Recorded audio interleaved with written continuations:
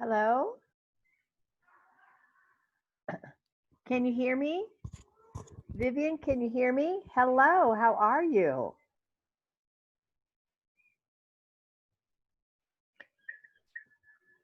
Can you hear me? I can hear you. I can hear you too. Yay. And so it says that I am recording this, so we hope that all is well. Right. Okay. So anyway, supposedly we're recording this. So I just want to welcome everyone here. Welcome everyone here. This is Vivian Faulkner-Kallmann. Did I get it right? Yes. Okay. And I had the pleasure of talking with her the other day on Friday. And we talked, I don't know, about 15 or 20 minutes about what I would like to talk with my horse Endrino and kind of gave her the ideas. And before we start, Vivian, would you please introduce yourself and kind of tell us about your background and, really what you do? Okay. Well, I'll just make it brief. I want to thank you very much for the opportunity to talk about the benefits of animal communication. And this might be a little bit backwards, but it is my passion to create peace and understanding for animals and their human companions. Usually it's humans and their animal companions, but I sometimes see it the other way around. Um, for as long as I can remember, I've been able to see and hear what animals are thinking and feeling. And I've studied and practiced energy therapy for people for 15 years and then took classes to become certified in energy therapy for animals. So the animal communication plays a major role in helping animals and people form stronger and deeper bonds. And so with these two skill sets, it allows me to address issues with animals directly and then relay back the information that the animal wants to share because they often have useful suggestions. Well, I'll tell you, my horse sure did. Yes, unexpected, right? Yeah, yeah, it was really interesting. So, we had a conversation on the phone first before she contacted my horse. And I want to say that Vivian is located in Kansas City, and myself and my horses were located in Guadalajara, Mexico. So, that said, that was very interesting. And the questions that I gave her, I'm a true believer that, anytime a horse acts up, it's usually through pain because they really want to please us. And I got this horse 2 years ago. It's an 8-year-old from Spain. Really didn't know a lot about him, and he turned out to be, pretty different than what the agent told me. So it's been kind of like I say, kind of like an onion, and we're peeling off the layers. And every time it gets better and better. But so I asked Vivian more questions about how he's feeling in his body. The first question was, how does he feel in his body? Does he feel good, or does something hurt? Does he feel comfortable in his bridle and saddle? And he actually answered her back that he was a little bit uncomfortable with his shoes.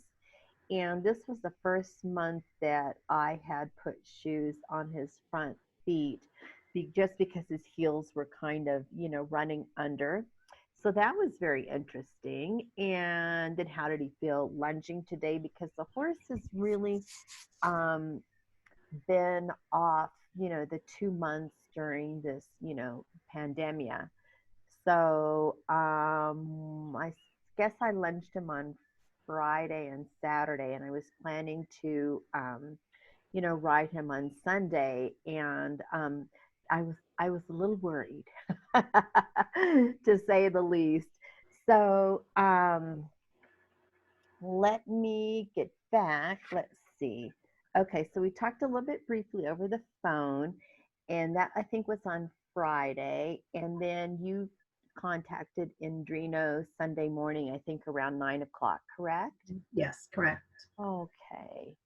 And so a little bit of the background of Endrino, I did, bought him off a video 2 years ago, and he seemed to have some training and physical issues. And like we said, we've been, addressing those slowly but surely. And so those were the questions that I gave you. And then you sent me some notes Sunday morning after you talked with him. And then you and I, you kind of explained what was going on, on Monday when we talked. And so I was really glad to know that the only thing that was really bothering him in his body and everything was his shoes. I'm looking at the notes here. He says a little bit uncomfortable, and he wasn't really very. He kind of just told you uncomfortable, and you weren't really sure if they were too thick or too small. Is that correct?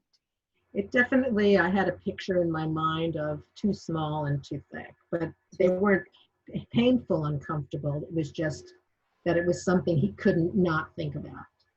Yeah. So they're definitely bothering him. So that's something that I will need to address as quickly as possible. And so you saw the questions that I asked Vivian, and he came back to her, and I'm going to read this literally. I'm grounded and confident. I have lots of good energy. So that really went, like I said, because I was very apprehensive to ride him, after 2 months, and, after kind of the history that I've had with him, because he would occasionally explode and bolt and whatever. And that really was he had one testicle that was a lot larger than the other, and it was way up inside and causing him a lot of discomfort. But it took me and the vet a long time to figure that out, because the testicle was so far up that it really didn't look very different from the other one. So that's kind of the history that we have. And I was a little bit, quite a kind of a lot hesitant to ride him. And so that really, when I heard that back from you, I just thought, oh my God, wow, I can just, lay that to rest and really, just relax with him. So that was really, really, really cool. A really big thing. I think perhaps for both of us, yeah. And so, and then you said connect the movement schooling to something in nature. This gives me a bigger and more compatible context for learning and performing. And I've really been thinking this over. And also because the fact that he would occasionally bolt and, being happy in the canter. Again, I do say that was attributed to, I think, the testicle, but it's something that, when I go to canter, especially, that I'm kind of, leery about. And so I do tend to stay with him in the dressage ring. So today, let's see, today is Wednesday. So I rode him Sunday. Our barn is closed on Monday, so I rode him Tuesday and Wednesday. Tuesday, I took him into the round pen. He was great. So today, I just took him outside, and he was so, so, so good. So what comes first, the chicken or the egg? And I'll kind of give this back to you, Vivian. Well, I think the thing to remember is that with this process, both the animal and the person benefit from it in a way that is aligned with each other. So the benefit is that when the horse is feeling better, the horse knows that you understand what it's thinking and feeling. then you're both going into it with a much more relaxed and soft and peaceful and positive attitude. And so the horse is very relieved when it can relay the information that it wants its owner to know. And as soon as it's relieved, a lot of the behaviors will stop because it doesn't have to carry around the frustration anymore. They just know that I'm going to be able to share the information with the person that works with them, and so they can relax. Yeah, and again, I can relax. Right. So where does it start? The chicken or the egg? Was he relaxed because I relaxed? And then another thing that really just hit me through the eyes was he said, my capacity to use my imagination is more developed than others. But again, that has a lot of layers. And I was talking to a friend of mine in New York, Margaret Kunst. She's a very well-known trainer. And she was saying, Susan, you have those pictures in your mind where he's bolted before, where he's done this and where he's done that. And he says he has a huge imagination. So you're having these negative pictures in your mind. That's what, and then he's receiving that. So you have got to be really, really careful and have really positive energy and Mhm. have positive pictures for this horse. You know what? Well, You I know think what I'm saying? we all worry about things, which is natural. But then if you can find somebody who's able to get that information moving back and forth between the horse and the owner, then it can relieve a lot of that stress. And so when the horse is relaxed, then you're relaxed. And Exactly. so you can move into something with a much bigger, more expansive, um, like positive opportunities, what wonderful things can happen today, Yeah. kind of a feeling. Yeah, yeah. And again, I've been trying in a lot of ways with my vet and using a lot of training techniques and whatever. And, again, getting there slowly but surely.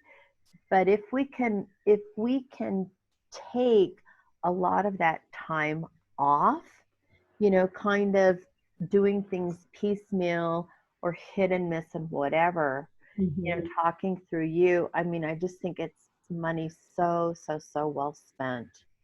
Thank It you. can, it can just save so much, time and agony, you know?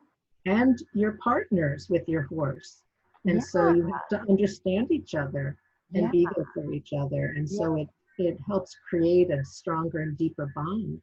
yeah. And that was so amazing to me because kind of in our dialogue, I was kind of saying yin and he was saying yang and you know Mhm.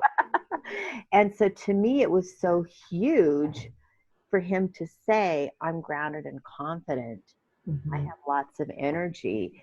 And the conversation, went on and on and on. And it was very plain to me that I wasn't the only person reaching out, that he was reaching out to me, and somehow we just weren't really finding the common ground. But you showed us the common ground, and that was huge to me, just to know that he wanted it as much as I did. Well, and when your animal, they know that you're reaching out to me. They know that you want help in this particular way. Yeah. And so they already appreciate you for doing that. And we don't maybe understand enough how much they know what's going on. Yeah. Yeah. And I think it was so important for him to know how much I care, and Exactly. that I was really, really listened to you, and we've been, going out before. Like I said, I wouldn't even, I get on the horse at the dressage ring and kind of pray and whatever, and hoping that he wouldn't bolt or whatever, and really didn't feel confident taking him out into nature and all this stuff. Right. And so I didn't understand how important it was. And so it was really cool. I feel like, in just just a few days, we've made huge leaps. And I know you've got to go. I know you've got a client waiting for you. And I was really hoping that we would be able to talk about one of the most important, or two of the most important techniques about breathing and really, really connecting with the horse.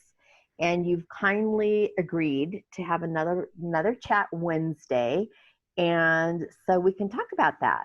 I'm really, really excited to be able to share that. One's a breathing technique, and the other is the heart flow bonding. Right. Yeah. So are we doing that next time, right? Oh yeah, yeah. Let's do it next time. I don't really think that we're going to have time, enough time now. So you've kindly offered a very nice discount for people that mention my name, Susan Thomas, or MEX-PRE. So I will put that at the bottom of the YouTube and on Facebook and all that, so that people can contact you directly this week. And I'm so excited about talking again next week. Okay, Really, before we, and really getting into this technique. Really, really bonding with your horses. It's amazing. and before we go, I just want people to know that any kind of question that you have about your horse is a good question to ask. If you have something that you'd like to know more about, your horse really wants you to know more about, whatever it is, physical, mental, emotional. And for horses, it's really important for them to have their instinctual nature addressed, Mm-hmm. because that's when they feel the happiest. And so we want them to be in that place. Yeah, and again, we'll talk about this a little bit more next week. Is that I really hadn't realized, that people are so different. Some are introverts, some are extroverts. Some like to dance, some like to dance. Some are gifted with music and da da da da da. And horses have all these, amazing personalities. Um, that we wouldn't think of. So I'm really excited we'll delve into that a little bit. We'll delve into that more next week, talking about the breathing techniques and the heart flow bonding. And, if you will kindly share a little bit about how you do this work, that I think people would be extremely interested in this. I'll look forward to it. Okay, very good. So we'll see you hopefully next Wednesday at the same time at 6. And if, we need to change that, we certainly can. Okay, sounds great. You have a great evening. All right, you Say too. hello to Thank you Endrino again. for I me. will. You send Okay, you big love and kisses. sounds good. Thank you. Okay, Good have a great night. night. Okay, bye-bye.